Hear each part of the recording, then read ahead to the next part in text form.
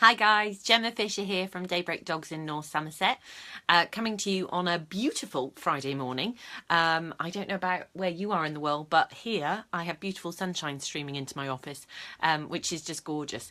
So I hope the weather is nice where you are, and also that it holds for the weekend, because obviously it's all very well, but I guess most of you guys are in work, so we want it to hold for the weekend, so you've got a nice weekend with your dogs coming up.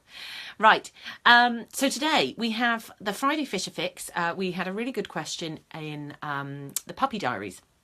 And the thing about the puppy diaries, which is really great fun, if you haven't already and you don't know what I'm talking about, the puppy diaries is a Facebook group where you can watch video clips of me raising my young puppy Toddy. So Toddy is now coming up to 19 weeks old actually tomorrow, and what I've been doing is, as I've been taking him out and about socialising, doing little bits of training with him, other various bits and pieces, I've been taking short video clips and just documenting the process as I go through. I was going to be doing it anyway, but rather than just bore my friends and family with it, I thought it might be helpful for other puppy owners.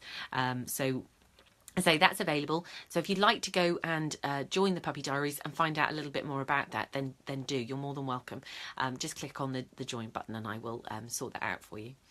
But in the Puppy Diaries, one of the things that I did the other evening is I did a live Facebook video just for members of the Puppy Diaries.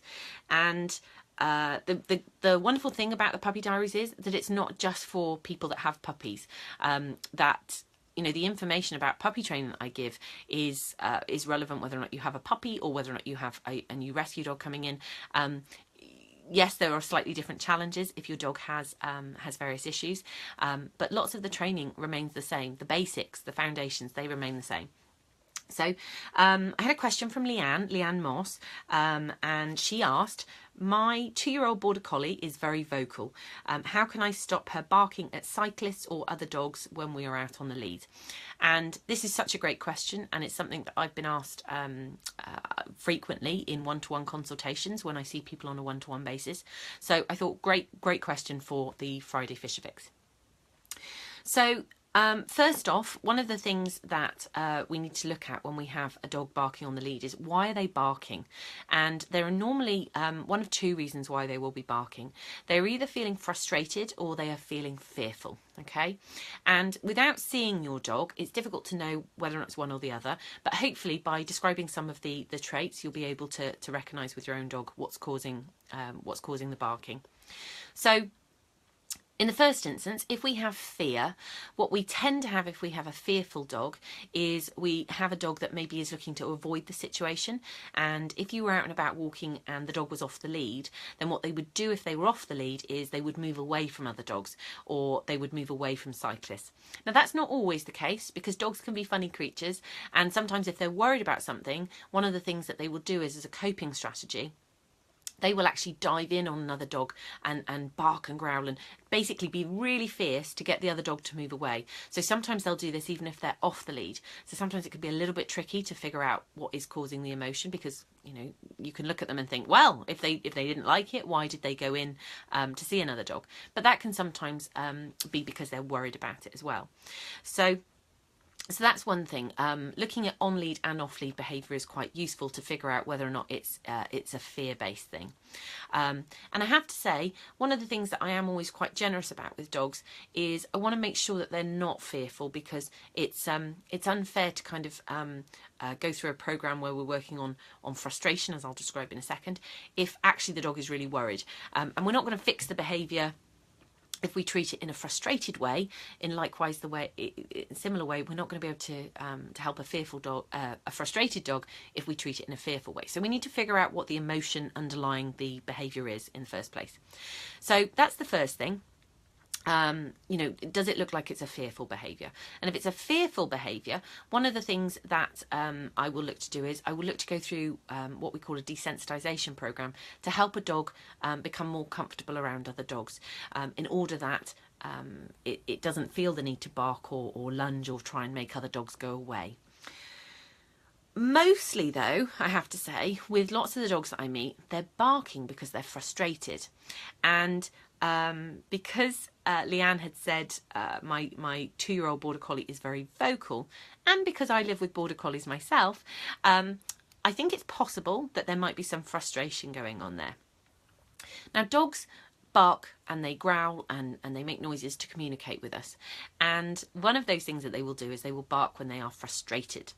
Now, Ella Bella, my now almost 11-year-old border collie, if anybody has met her in training classes, they will know that if I don't get things right, she will tell me about it. And what she's basically doing when she's barking is she's saying, I can't figure out what it is you want. That's really annoying because I can't be right. I can't earn my reward unless you get your shit together, basically. Okay. So when they're barking at us in frustration, it's really difficult as the owner to have to listen to that frustration when it's aimed at you, but it's a very worked up state. They're very excited, and one thing that it can lead to is being a bit cross or redirecting onto us if they don't get the thing that they want. Okay, when frustration is involved, so we do want to try and bring those frustration levels down in order that the dog doesn't feel that they need to escalate it in any way. So when dogs are on the lead, the reason that they're frustrated is because they can't get to the thing that they want to. The lead is interfering with their wanting to go out and do things. Now, because we have a border collie here, and obviously one of the traits of the border collie is that they were bred to chase, one of the things that's possible is that when a cyclist goes past, in actual fact, we would like to chase the cyclist. So that's another thing I would look at. Is that the behaviour we get when we're off the lead? Because that would also tell me that when they're on the lead, potentially they're frustrated that they can't do that. So what we want to look at is we want to look at our loose lead walking skills. It comes back to the boring old basics of what do our loose lead walking skills look like.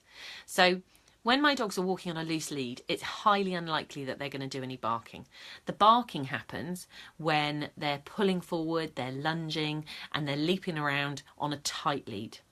Because that tight lead is basically stopping them getting somewhere that they wanted to go. And that's what causes that frustration. So let's have a look at the loose lead walking skills. First off, one of the things I would really suggest people invest in is some good walking gear, okay?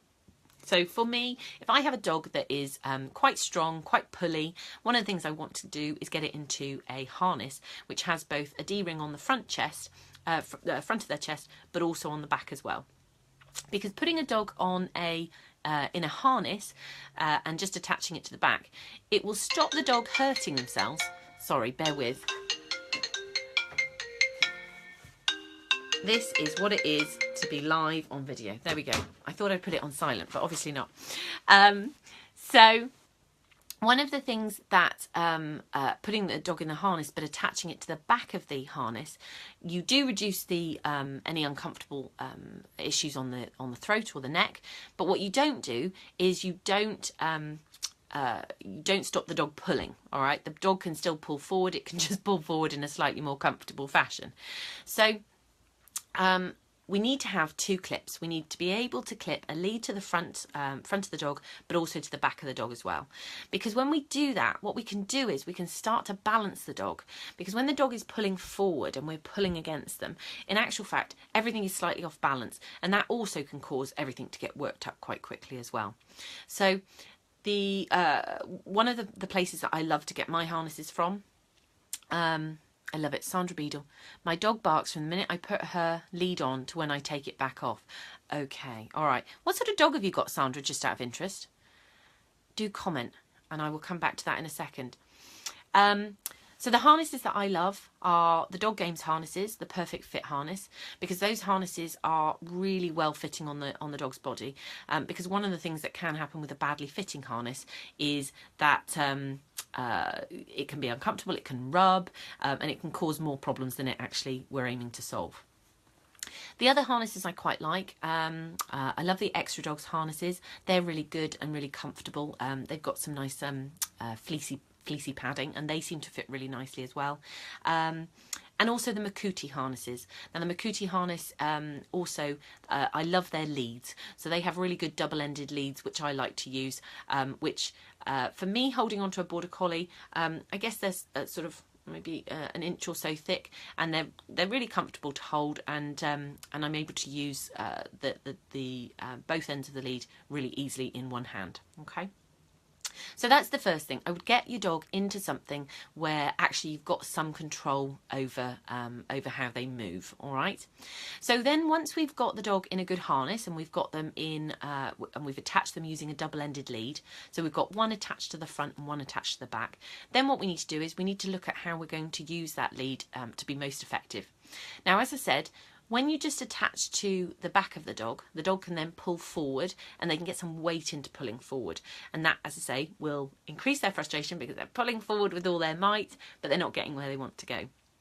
So what we want to do is we want to use the lead that is attached on the front of their chest to just, when they pull forward, to just bring them round back towards you, okay? So instead of getting to move forward, actually we turn them back towards us and we just break, we interrupt that chain of going forward, going forward, going forward, and getting themselves all worked up and overexcited. So when they come back round towards us, one of the things that I'm always looking for in my loose lead walking is that my dog is not loose lead walking because she has a lead on, or now because of Toddy, when he has a lead on, but I'm looking for the fact that the dog wants to be with me.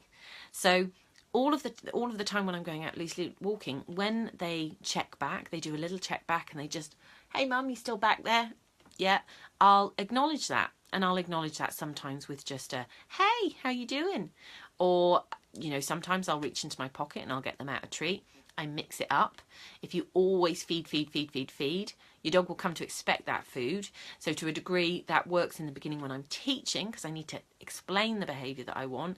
But you do need to then change the schedule with which you reward. Otherwise, your dog becomes too dependent on that food always coming. So, so then, as I say, when there's something in the environment that they really want, one of the things that my dogs will do is they will look to check in with me first. May I have it? Is that something that I can do? Because I've spent lots of times reinforcing that check-in when there was nothing else going on. So it becomes a more automatic behaviour. Does that make sense? So what I'm looking to do is I'm looking to give my dog a few choices here. One of the choices is to bark, lunge, leap and be a pain. And the other choice is check in with me. And when you check in with me, good things happen, okay? And that comes from a history of that happening when there's nothing else going on, all right?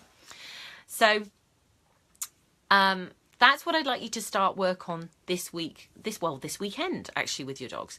That when you go out and about walking them, and maybe even if you haven't got a harness ready, you don't have to do it in a harness, but when you're going out and about with them, just notice when they check in on you. We had my friend Suzanne Clothier, American dog trainer. She came over and she did some seminars for me in 2014. And she's coming back this year to Nosy Barker in Essex, and I'm very much looking forward to seeing her again. That's going to be so exciting. But one of the things that she left us with was that dogs do a lot of this checking in, but that people ignore that, and people don't notice that their dog is doing that. So what happens is the dog stops doing it, because why would the dog keep repeating something if they didn't get any benefit from it? So this weekend I charge you with notice what your dog is doing when they're on the lead and when they check in with you. And when they check in with you, make it a worthwhile, rewarding experience for them. So that what happens is when they see something that could potentially trigger them into that overexcitement, that arousal state, that what they do is instead they check in and they go, should I behave like this or should I behave like that? Okay. Now, it's not something that's going to happen overnight. If I had a magic wand, honestly, I would be posting them out left, right and centre. But what I know from watching Toddy, who is a border collie who comes from working lines, is already showing great potential on sheep. So chasing is definitely something which is within his DNA. When I take him out and about, and you'll see some of these videos actually in the puppy diaries, so do go over and search for walks in the puppy diaries, and you'll find some videos of this, that when we're out and about walking and I see a person coming towards us with a dog on the lead, or I see a cyclist coming towards us, or children playing, you know, fill in the blank, you know, things happening in the environment. One of the things that I will do is I will be ready with my reinforcement with a puppy. And then when so he's looking, he's like, oh, okay, what's that? But then what will happen is he'll look back at me. And when he looks back, I tell him how wonderful he is, because actually, A, he made the choice to look at me. And then second of all, I will reward the decision to stay with me rather than go visit with that distraction. Okay. That's where, when they're on the lead, I don't get that frustration barking, because in actual fact, I'm rewarding choices when the dog is off the lead to be with me. So the lead isn't the thing that makes them stay with me. They're with me because they want to. Does that make sense? So it comes back to boring old-fashioned loose lead walking practice. And loose lead walking practice needn't be boring, I promise. It doesn't need to be boring. But it is about noticing those little details of, is my dog with me because they wanted to be with me? Or is the lead the only thing that keeps us in connection? Okay. Now, I'll definitely do some more stuff on loose lead walking, because I appreciate that just the little bits that I've talked about today, they don't cover necessarily the whole thing. But that's the thing that I would get you to be doing in the very first instance this weekend, is that when you're out and about and your dog does do that check-in, that you look to reward it. Okay. Now, to start with, if this is a new thing, then yeah, definitely I would reward with food, because in actual fact, I want to make sure that the dog appreciates how wonderful it is when they do that. And if you've been with a dog that is not very good at this to begin with, then it may take a bit longer to get those check-ins. And what you might have to do is you might have to stand still, and you might just have to wait to see what the dog does. And for me and for my dogs, the gig is, if you're pulling on a tight lead, we're not going to take any extra steps forward. You don't get to go to the thing that you're pulling, lunging, barking towards when you're behaving like that. When you're behaving like a brat, you don't get what you want. In actual fact, you have to be polite, you have to check in, you have to be a good dog, if you like. But the thing about dogs is, they're not good dogs and they're not bad dogs. They're just dogs, all right?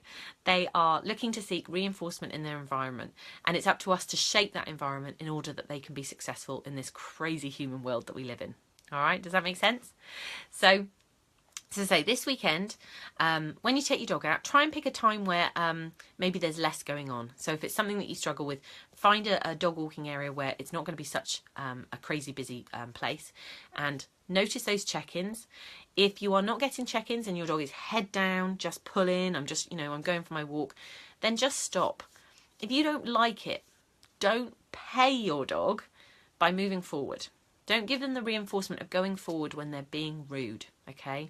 Help explain to them that when they're polite, when they're nice, when they check in, when they walk on a loose lead, those things earn them big rewards. And they earn them the opportunity to keep walking forward and go forward. Because the thing about reinforcement is, for dogs, it's partly about the cheese, it's partly about the chicken, it's partly about the sausage, but it's also partly about the life activities that they like to enjoy. So going for that walk, going down the street, getting to that walking spot that they like to go to. So hopefully that makes a little bit of sense. Now, Sandra, I'm just going to have a quick look in the comments, because Sandra earlier, let's have a look. Sandra earlier said, okay, so my dog barks from the minute I put her on the lead to when I take her back off. So Sandra, I have a tip for you actually. I have created a top 10 of my top 10 ways for a stress-free walk, and I've just created a quick PDF of top 10 tips that you can use that will just help make life a little less stressful. So what I would suggest is that you go and download that. If you look on the Facebook, the Daybreak Dogs Facebook page, down towards the left of the page, there's a I think it's called free resources. Have a click on that and it will explain about how you can go download that. And that I would recommend everybody goes and has a look at, actually, because one of the things that I find about getting a stress-free walk is that it starts before you leave the house. So where Sandra's saying my dog barks from the minute I put her on the lead, if we can't solve that bit of the puzzle, it's not going to get better when we go outside. It's likely to rapidly spiral downhill. So those top 10 tips should really give you some great ideas for reducing that barking from the moment you put the dog on the lead. All right. Okay, well, I think, unless anybody has any other questions for me, just have a quick look, then we will probably leave it there. What time are we? Yeah, we've been on 10 minutes. So obviously, I appreciate Friday, you're busy, so I'll let you go about your day. I'm going to be jumping over into the puppy diaries in, I don't know, another 5 or 10 minutes, just because I have some have an experience that happened last night with Toddy and with Vodka. We very unfortunately, the van was involved in a collision where a Land Rover came into the back of the van. Dogs were in the back of the van, and one of the things I'm going to be talking about in the puppy diaries is just what do you do when you have a negative experience like that happen, you know, how you can overcome it and that sort of a thing. So if you're not already in the puppy diaries, come join us. Okay, go and log on and click for access to that, and I will let you into there.